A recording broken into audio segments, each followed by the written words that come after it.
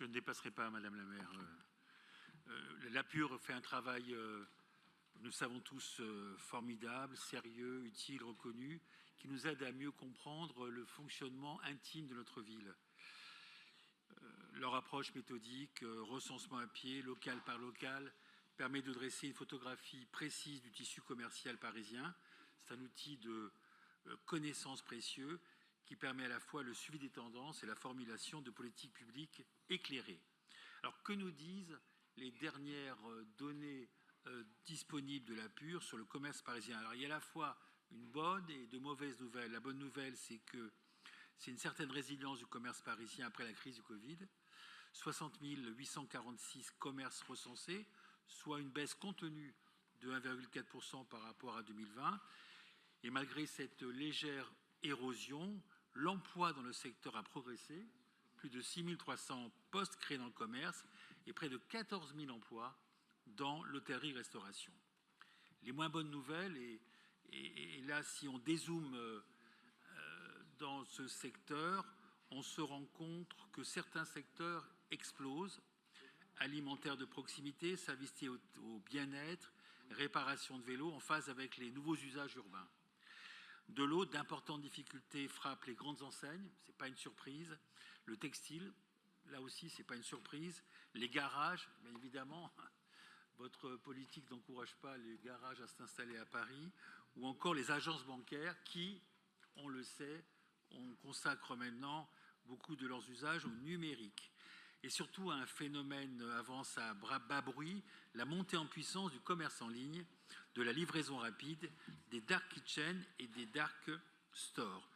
Dans ce contexte, la mission confiée à la Pure mérite d'être soutenue car elle interrogera justement l'impact de ces nouvelles pratiques, livraison, ubérisation, logistique urbaine, autant de défis pour une ville équilibrée et vivante où le commerce joue un rôle social autant qu'économique. Cela dit, et je m'adresse à Monsieur le maire, je m'étonne qu'un angle mort récurrent dans vos politiques commerciales, l'absence de véritable stratégie face aux dérives liées à certains types de commerces qui s'installent dans nos rues. Ce qui m'amène à vous présenter le vœu qui est rattaché à cette délibération au nom de mon groupe et qui concerne la prolifération des commerces de façade.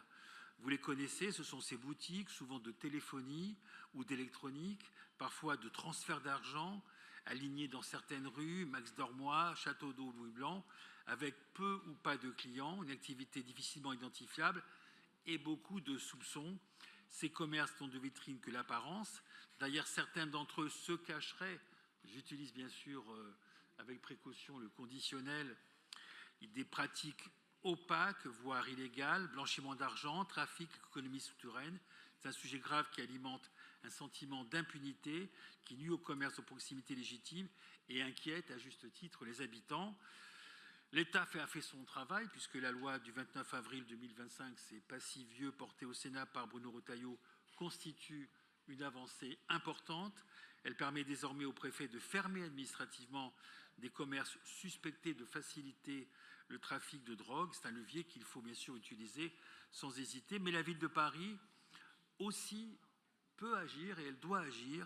Elle dispose pour cela de 2 outils. D'abord le droit de préemption qu'il faut utiliser de manière stratégique dans les quartiers touchés pour éviter l'installation trop importante et trop récurrente de commerces douteux et favoriser une revitalisation de qualité. Ensuite, la coordination avec les services de l'État et les services fiscaux pour renforcer les contrôles administratifs et lutter efficacement contre les fraudes. Donc notre vœu propose, Monsieur le maire, de systématiser les contrôles administratifs dans les zones sensibles en lien avec les services de l'État, bien sûr je pense à la préfecture de police, d'utiliser le droit de préemption de façon offensive dans les rues les plus touchées. Paris mérite mieux que ses façades, Paris mérite des commerces vivants, utiles à visage humain. C'est aussi à cela que sert la connaissance fine de terrain que nous procure la Pure. Il faut l'exploiter. Je vous remercie.